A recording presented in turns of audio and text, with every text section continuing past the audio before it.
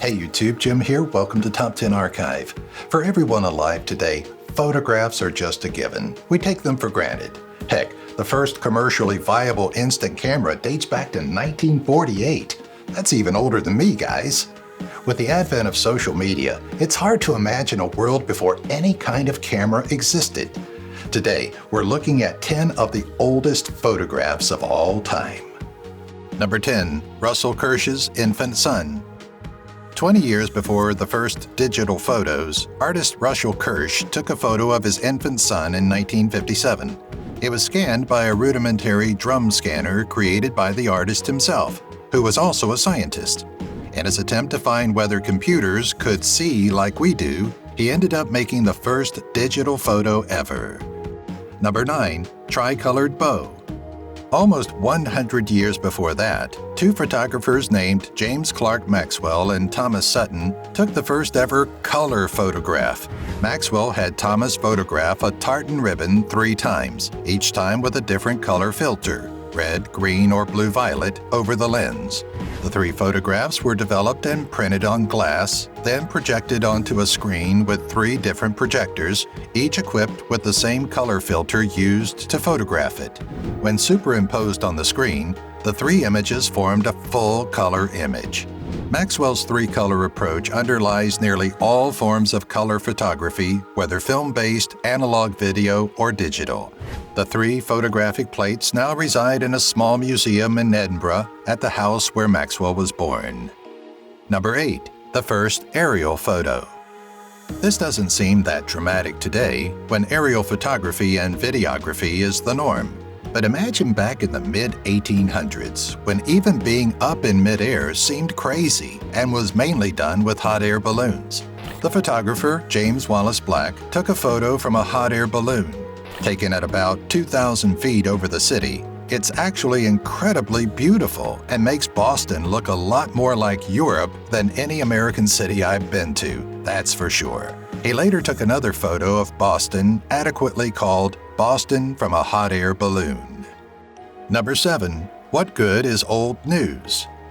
Old news may be a waste of paper, but photos were news to the news industry itself back in 1847. To tell the story of a man's arrest, a photo was taken, though we don't know the photographer, of the arrest itself, which took place in France.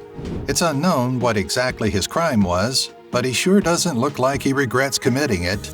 Though it was just a click at the time, inconsequential, it changed the entire industry of news, making it visual and a much more emotional matter than ever before. Number 6. The first presidential photographic portrait.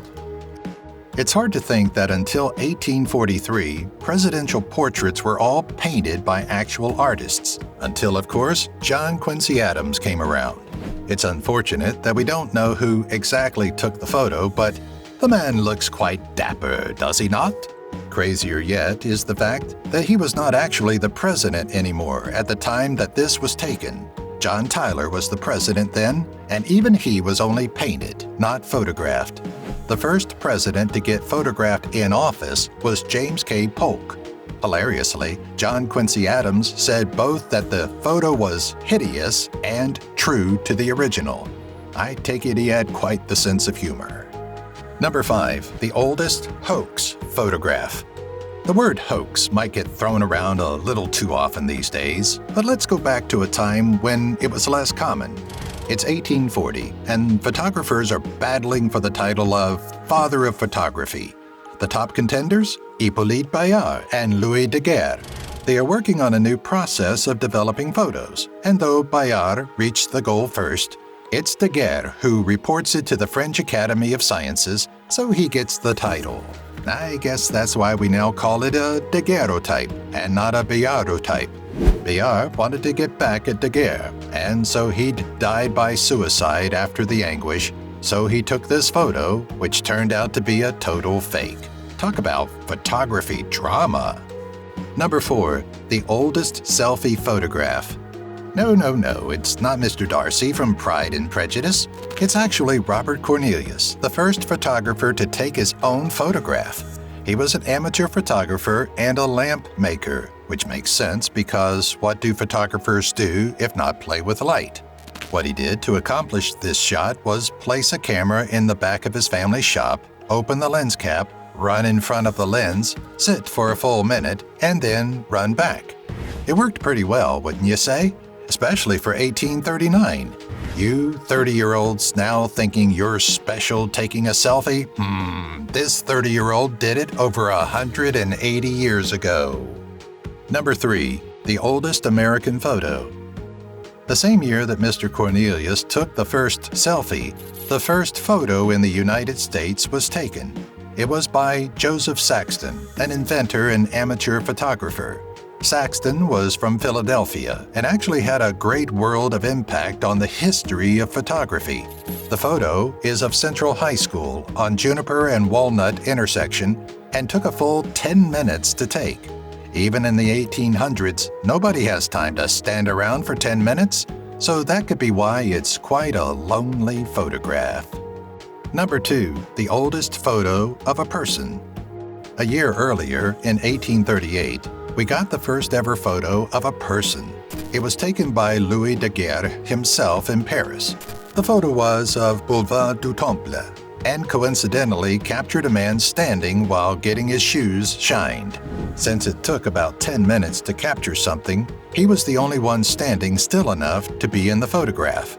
Personally, I think this would make a great painting or wall piece. When you start to zoom and gaze into the picture, it really takes you back to that era. Number 1. The oldest photograph ever that we know of.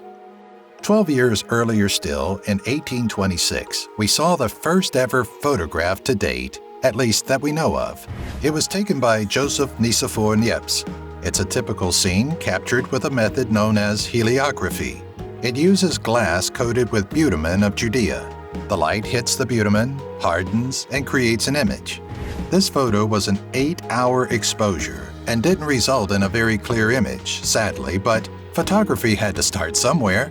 Not to mention, the photograph is nearly 200 years old now, so we can only imagine it looked much better when it was first taken. This original photograph is easy to find and viewable in the Harry Ransom Center at the University of Texas at Austin. Thanks for watching. Hey, picture this. You can develop into an archivist and receive automatic notifications of future video releases from us by clicking the subscribe and notifications buttons. Got a comment about this video or just want to say hello? Do so now in the comments. We'd sure like to give this video some extra exposure, so be sure to give it a like. Shudder the thought if you don't.